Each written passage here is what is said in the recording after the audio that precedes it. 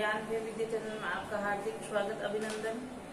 आज हम पढ़ेंगे कक्षा 9 का हिंदी का काव्य भाग में हमने फर्स्ट लेसन कर लिया था कबीरदास के साक्याम शब्द। आज हमारा दूसरा है वाक, जो कवित्री लल दत्त ने लिखे हैं, जो कश्मीर की हैं। सबसे पहले हम कवित्री का परिचय देखते हैं, उसके बाद में उसके जो आपके वाक दिए हुए हैं उनको पढ़ेंगे और बार करेंगे। तो शुरू करते हैं। सबसे पहले कवित्री का परिचय। तो जन्म देखते हैं लल दत्त का। इनका जन्म 1320 ईस्वी के आसपास माना जाता है। जो हमारी कवित्री है लल दत्त, उनका परमाणु जन्म और मृत्यु नहीं है, ये अनुमानित ली गई है कई रूपों से देखकर। और ये जन्म होता कहाँ है? कश्मीर के पांपोर के सिमरन गांव में, सिमपुरा गांव में इनका जन्म होता है। ये कश्मीर से है और ये इनको कई नामों से पुकारा जाता है, जैसे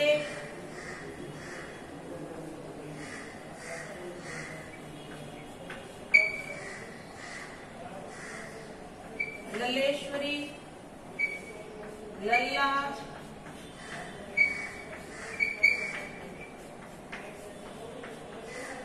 लल योगेश्वरी,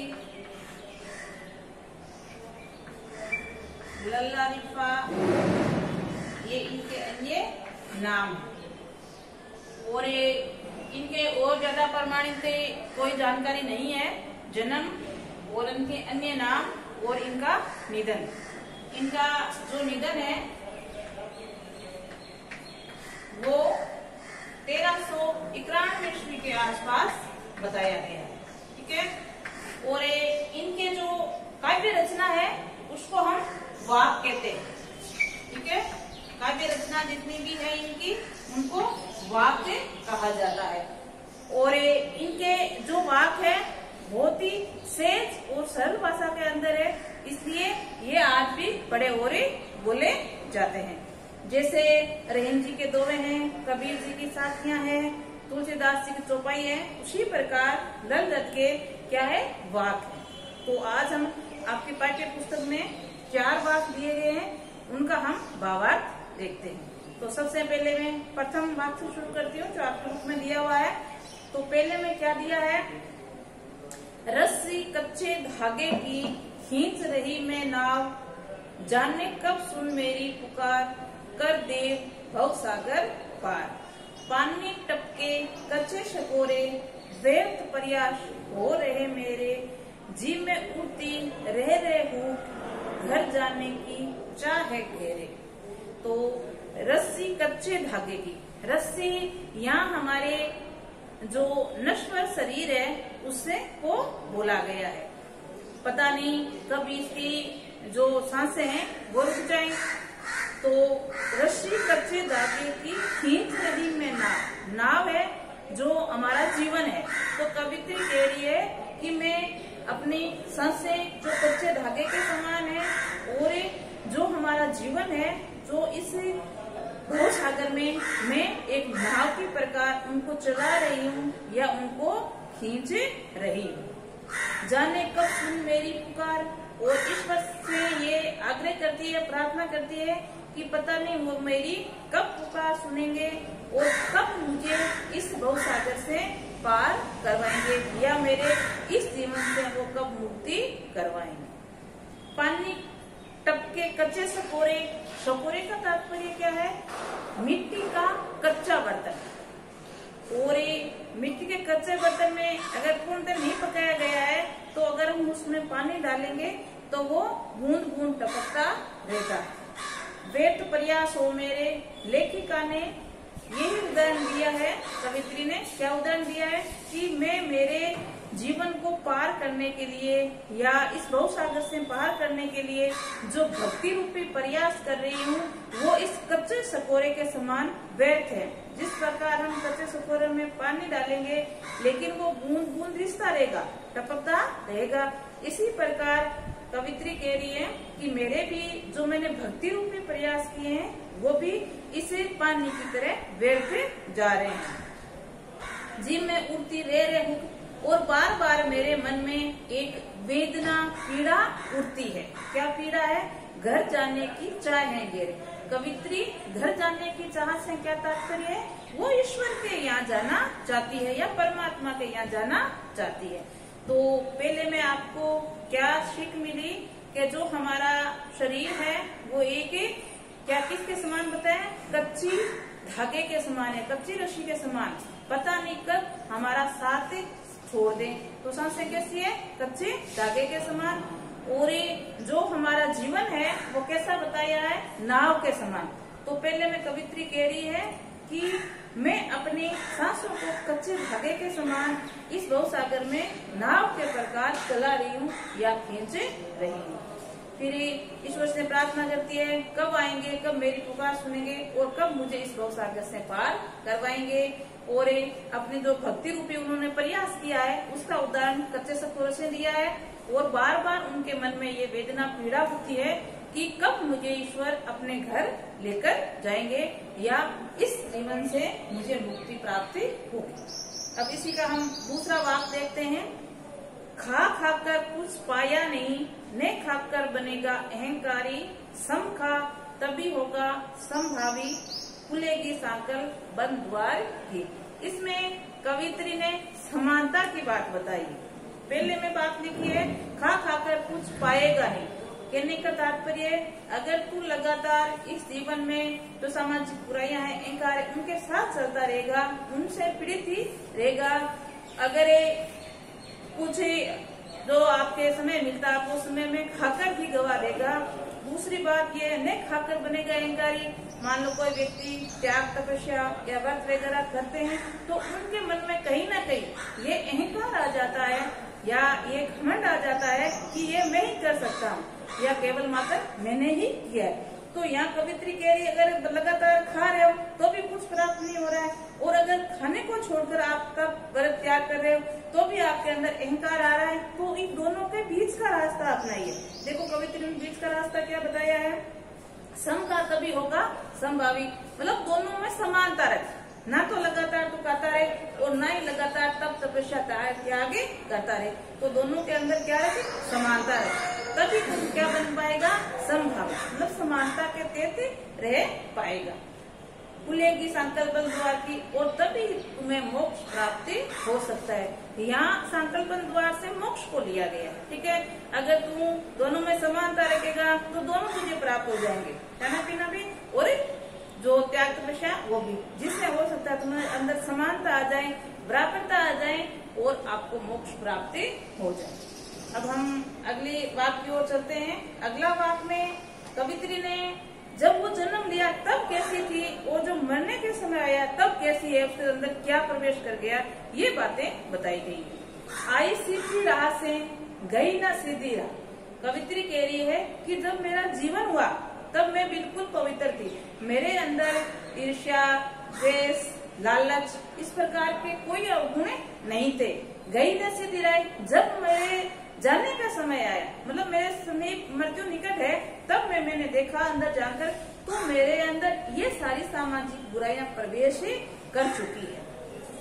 सूक्ष्म सेतु पर खड़ी थी, बीत गया दिन आए। सूक्ष्म सेतु हमारे शरीर के केंद्र बिंदु की जो नाड़ होती है, नस होती है, उसको बोलते हैं। और यहाँ सेतु से मान लीजिए किसी नदी और को पार करने के लिए नदी के बीच में क्या बनाया जाता है? पुल बनाया जाता है, मतलब सेतु बनाया जाता है ताकि हम नदी को आसानी से पार कर सके। तो यहाँ लेखिका कह रही है कि मैं उस सेतु पर खड़ी हूँ, मतलब बीच मझधार में खड़ी हूँ और पूरा दिन बीत गया, मतलब मेरा पूरा जीवन इस प्रकार व्यतीत हो गया है। और वो यहाँ खड़ी किसका इंतजार कर रही है? ईश्वर का, ताकि ईश्वर आए और मुझे इस भवसागर से लेकर जाए या पार लगाए। ये सोचते सोचते उनके मन में एक विचार आता है कि मान लीजिए मैं यहाँ इस जीवन में बीच में मझधार में खड़ी हूँ और ईश्वर मुझे लेने के लिए आए, तो मैं उनको उत्तराई के रूप में क्या दूंगी। जेब टंटोली कोड़ी ने पाई, जब उसने अपने अंतर मन के अंदर झांक कर देखा तो एक भी कोई सत्कर्म उसको नजर नहीं आया। यहाँ जो जेब टंटोली कोड़ी ने पाई, इसका तात्पर्य क्या है कि लेखिका ने जब अंतर मन के अंदर झांक कर देखा तो उसके एक भी सत्कर्म नजर नहीं आए। तो वो क्या सोच रही है कि मेरे जो मैंने जीवन में आई थी, आने के बाद कभी भी ऐसा कोई कार्य नहीं किया जिससे मैं ईश्वर को बता सकूं या कह सकूं कि मैंने मेरे जीवन में ये अच्छा कार्य किया है। तो मां जी को दूं क्या उतराई कि मैंने मेरे जीवन में जो अंतरात्मा के अंदर झांक कर देखा है तो उसमें मुझे कोई सत्कर्म नजर नहीं आया है। तो मुझे जो मन से मतलब ईश्वर आएगा लेने के लिए या ईश्वर के साथ में जाऊंगी तो मैं उनको उतराई के रूप में मतलब भक्ति रूपी मेरे पास कुछ भी करनी है तो मैं उसको क्या दूंगी। अगली बात देखते हैं नंबर 4 की। आपके इसमें 4 बातें दी गई है। चौथा देखते हैं, इसमें ईश्वर का निवास कहाँ बताया है और भेदभाव न करने की सीख दी गई है। देखते हैं, थल थल में बसते हैं शिव ही, मतलब धरती के प्रत्येक कण में शिव का मतलब कल्याणकारी से मतलब सबका कल्याण करने वाले बसते हैं। मतलब ईश्वर का निवास कहाँ है, कण कण में बताया गया है। आपने पहले कबीर जी का दुआ पढ़ा था, उनका भी निवास मनुष्य के प्रत्येक श्वास में बताया था। इसी प्रकार कवित्री ने भी मनुष्य का जो निवास स्थान है वो धरती पर प्रत्येक कण में विराजमान है या विद्यमान है। भेद ने कर क्या हिंदू क्या मुसलमान, कवित्री के लिए कि ये हमारी बनाई हुई जाति है, मनुष्य तो एक ही है और मनुष्य में ही ये धर्म और जातियां बना दी है, तो किसी को हिंदू और किसी को मुस्लिम। तो के लिए इसमें कोई भेदभाव नहीं है, मनुष्य एक ही है। ज्ञानी है तो स्वयं को जान। अगर कवित्री के लिए कि आप में इतना ही ज्ञान है, इतनी विद्वता है, तो आप अपने आप को पहचानिए या स्वयं को जानिए, आपके अंदर क्या है। अगर आपने अपने आप को जान लिया, स्वयं को पहचान लिया, वही है साइड से पहचान, तो आपको ईश्वर से स्वतः ही पहचान बन जाएगी या अपना आप पहचान बन जाएगी। तो इसमें प्रत्येक कण में ईश्वर का निवास बताया है और एक निवास में मनुष्य एक ही है।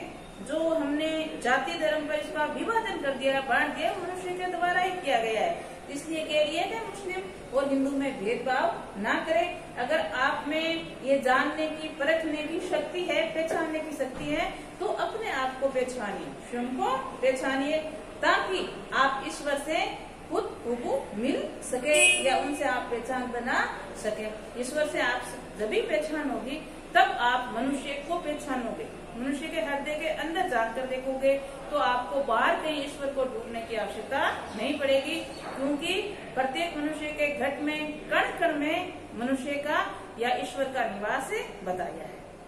तो ये आपके 4 बात थे। पहले रस्सी वाला, जिसमें मुख्य रूप से जो हमारी आत्मा है, शरीर है, जो कच्ची रस्सी के समान नश्वर बताया है, कभी पता नहीं कब हमारा साथ छोड़कर चला जाए, और जो हमारा जीवन है वो नाव के प्रकार बताया गया है। और जो कवित्री ने कुछ भक्ति रूपी प्रयास किए थे इस भव सागर से पार करने के लिए, उसका उदाहरण कच्चे सा क्वेश्चन दिया गया है, और वो एक ही इंतजार कर रही है या बार बार उनके मन में एक ही वेदना जाग रही है कि कब ईश्वर आएंगे और कब मुझे उनके घर जाने का अवसर प्राप्त होगा। और सेकंड में समानता की बात बताई है, मतलब खाकर और तब त्याग वगैरह करके दोनों में समानता रखे ताकि आपको मोक्ष की प्राप्ति हो। और तीसरी बात में, जब बच्चा या मनुष्य जन्म लेता है तब बिल्कुल पवित्र होता है, लेकिन वो इस जीवन में रहकर सामाजिक बुराइयां उसके अंदर प्रवेश कर जाती है, और जब ये जानने का समय होता है तब उसको ज्ञात होता है कि मैंने इस जीवन में जो कार्य करने के लिए आया था, मतलब भक्ति रूपेश्वर की भक्ति, वो मैंने नहीं की है, केवल इस सांसारिक मोह माया में फंसकर रह गया था। चौथा देखें तो हम ईश्वर का प्रत्येक कण कण में निवास बताया है और एक भेदभाव ना करने की सलाह दी है। और अगर हमने अपने आप को खुद को पहचान लिया तो हम ईश्वर से साक्षात्कार कर सकते हैं। तो इसके मैं कुछ क्वेश्चन और करती हूँ आगे। पहला प्रश्न जैसे रस्सी यहाँ किसके लिए प्रयुक्त हुआ है और वह कैसी है। रस्सी यहाँ हमारी जो सांसें हैं, नश्वर शरीर है, इसके लिए प्रयुक्त हुआ है। और कैसी है, पता नहीं कब हमारे ये साथ छोड़कर चले जाए, तो कच्ची बताई गई है। ठीक है। अगला यहाँ क्वेश्चन है कवित्री द्वारा मुक्ति के लिए किए जाने वाले प्रयास व्यर्थ क्यों बताए। जो यही अभी आया था कच्चो सकर वाला, तो कवित्री है वो जो अपना यहाँ संसारी जीवन में रहकर परलोक जाने के लिए जो मार्ग हो जाता भक्ति रूपी, वो अपने आप को व्यर्थ बताया। कैसे व्यर्थ, जैसे कच्चे सकोरे में अगर हम पानी डालेंगे तो वो निष्कर बहता जाएगा। इसी प्रकार के लिए कि मैंने भी भक्ति रूपी जो कुछ प्रयास किए थे वो भी इस पानी की तरह बहते जाएगा। अगला क्वेश्चन देखें कवित्री का घर जाने की चाह से क्या तात्पर्य है। मतलब कवित्री घर जाने का क्या तात्पर्य, घर जाने से यहाँ तात्पर्य परमात्मा से मिलने का है, ईश्वर के पास जाने का है। कहते हैं कि मुझे इस भवसागर से, इस सांसारिक मोह माया से मुक्ति देकर आप अपने घर मुझे बुला लीजिए, या अपने घर में आपके घर जाना चाहती हूँ। तो ईश्वर के घर से इसका मतलब है। अगला क्वेश्चन देखें बंद द्वार की सांकल खोलने के लिए लल दत्त ने क्या उपाय सुझाया है।